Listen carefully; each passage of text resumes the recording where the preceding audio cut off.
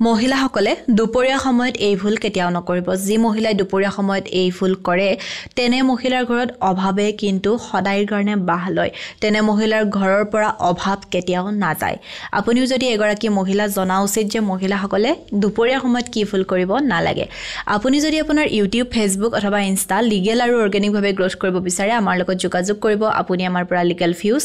legal subscriber legal followers এই সকলোবোৰ legal আৰু অৰ্গেনিক ভাৱে ল'ব পাৰিব আমাৰ WhatsApp নাম্বাৰ 9864808721 আপুনি আমাৰ WhatsAppত মেছেজ কৰিব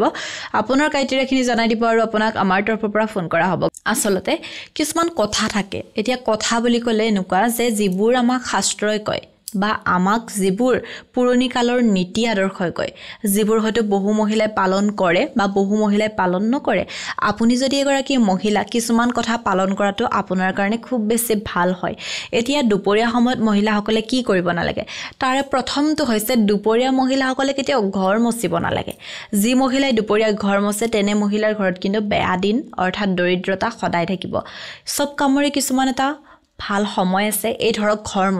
মচা কাৰণে কি হয় ৰাতিপুৱাৰ সময়টো বেষ্ট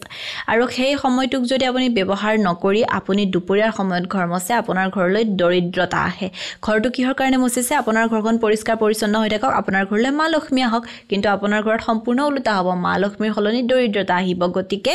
কেতিয়াও আপুনি দুপৰীয়া সময়ত ঘৰ নমচিব দ্বিতীয়তে দুপৰীয়াৰ সময়ত কেতিয়াও স্নান নকৰিব স্নান কৰাৰ উত্তম সময় হৈছে ৰাতিপুৱাৰ সময় যেতিয়া আপুনি সূৰ্য উদয় হোৱাৰ আগতেই স্নান কৰিব চেষ্টা কৰিব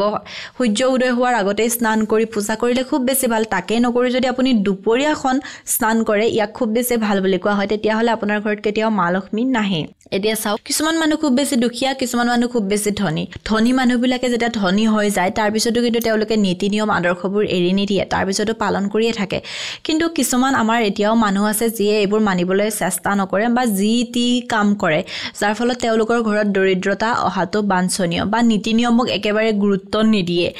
নীতি নিয়মবোৰ মানে ভেঙুচালি বুলি ভাবে আৰু তেওঁলোকে উৰুৱাই পেলাই যাৰ ফলত দৰিদ্ৰতা আহে আৰু তেওঁলোকে ঘৰলৈ যে দৰিদ্ৰতা আহিছে তেওঁলোকে কৰা কামখিনিৰ কাৰণে যে আহিছে সেই বস্তুটো অনুভৱ কৰি নাপায় গতিকে আপুনি কেতিয়াও দুপৰীয়া সময়ত স্নান নকৰিব তৃতীয়তে আপুনি কেতিয়াও কাজিয়া পেচাল নকৰিব এতিয়া দুপৰীয়া সময় বুলি নহয় এখন ঘৰত কেতিয়াও কাজিয়া পেচাল হৈ থাকিব নালাগে কেতিয়াবা কাৰোবাৰ ঘৰত খাটখুট কিবা এটা সৰুকৈ লাগিছে সেইটো সাধাৰণ কথা কাৰণ মানুহৰ ঘৰত অকনমান হলেও কেতিয়াবা লাগে কয় নহয় কাহিয়ে লাগিলেও শব্দ হয় তেনেকুৱা ধৰণক অকনমান কিবা এটা লাগে কিন্তু সেই ঘৰ এখনত যদি সদায় হাই কাজিয়া হৈ থাকে হুলস্থুল হৈ থাকে অশান্তিময় পৰিৱেশ এটা বিৰাজ কৰে সেই ঘৰখনত অভাৱ অনাটনে কিন্তু সদায় কাৰণে বিৰাজ কৰিব গতিকে আপুনি কেতিয়াও ঘৰখনত হাই কাজিয়া কৰি ঘৰখনত এটা হুলস্থুল পৰিৱেশৰ সৃষ্টি নকৰিব গতিকে আপুনি যদি এগৰাকী মহিলা দুপৰীয়া সময়ত আপুনি এইকেইটা কাম কেতিয়াও নকৰিব